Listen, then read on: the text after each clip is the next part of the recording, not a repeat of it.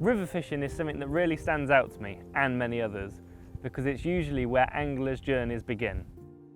I was brought up on the river and I started fishing on the stretch just above the lock. As a kid, I used to love the thought of the float going under and not knowing what you hooked into.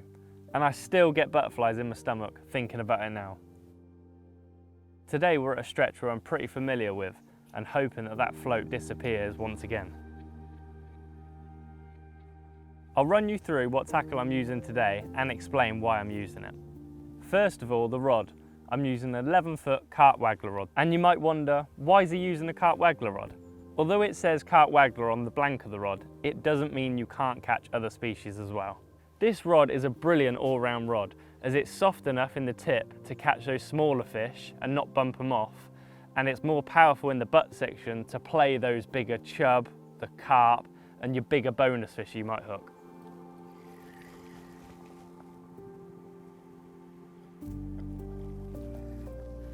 It's a roach. Oh, look at that. I'm using a 3000 size reel today, which is ideal for waggler fishing. Waggler fishing is a really active way of fishing, and you don't want a heavy reel on your rod because it will unbalance it, so a 3000 reel is ideal. The line, we're using 3-pound main line today as it's ideal to cast lighter wagglers. When picking a main line, it's important to use the lightest you possibly can, as the line, as it travels through the eyes when you're casting, it will go through effortlessly and you won't have to put a heavier waggler on to cast at distance. I've picked a 3-gram waggler today as I know there's a few nuisance fish, so I've got some strong shot down the line to get that bait to the bottom where the fish are feeding. When you walk into a tackle shop or look online, there are hundreds of wagglers to choose from at loads of different weights and grams. Personally, I think if you're fishing in between 5 and 8 foot, anything from 2 to 3-gram waggler will be absolutely fine. So like I said, I'm using a 3-gram waggler today, and I've pushed it inside a float attachment, which is trapped in between 2 float stops either side. And then I've applied some shot down the line, which helps trim that waggler down so there's not too much of the tip showing. This also helps the bait get to the bottom as quickly as possible. Then down to a pre-tied hook length, which is a B511 size 16 hook, which is tied to 2.5-pound line. The reason why I've chosen a size 16 hook is it's a good starting point, because if I've started to miss bites, I can then move up to a size 14 hook, or if I'm not getting any bites, I can move down to a size 18 hook. It's also important when choosing a hook length that it needs to be slightly weaker than your main line. So if you are to pull for a break, if you're snagged on the bottom, the hook length will always break first. We're using 3 baits today: maggots, hemp and tears. All 3 of these baits are accessible via any tackle shop, and you can pick all 3 of them up for less than a tenner.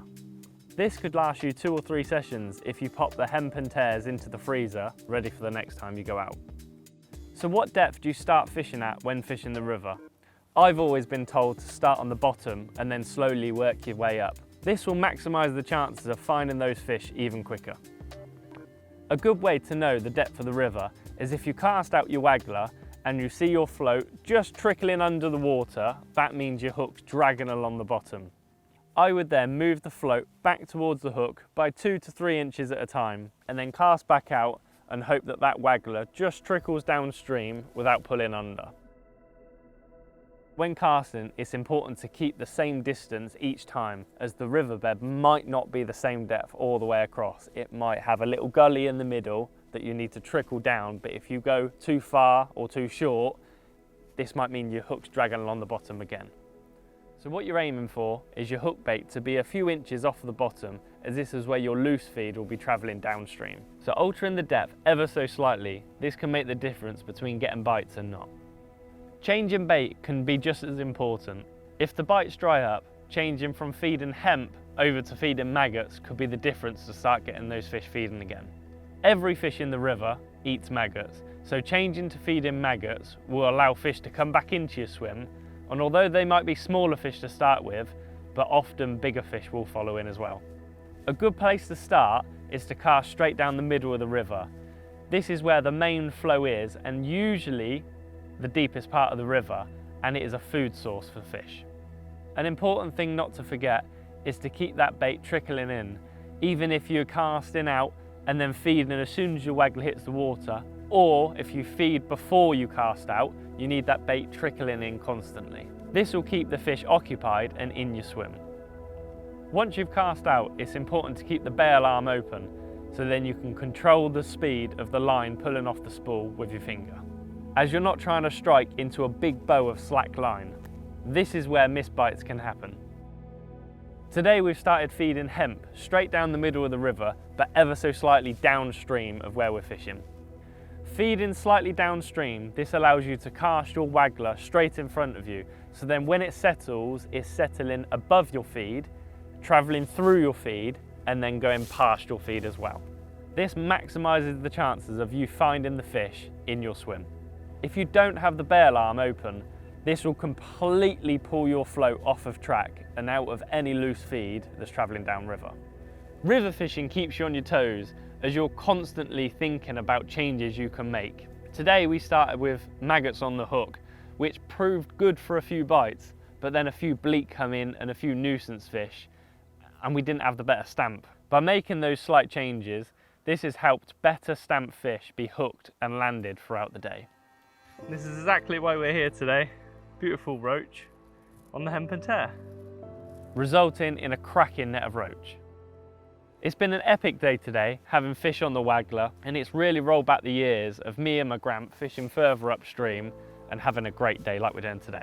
If you're looking to give fishing a go, then head to your local tackle shop, as they can point you in the right direction into where to fish and also what bait to take. Remember, fishing doesn't need to be expensive with the tackle or bait that you use.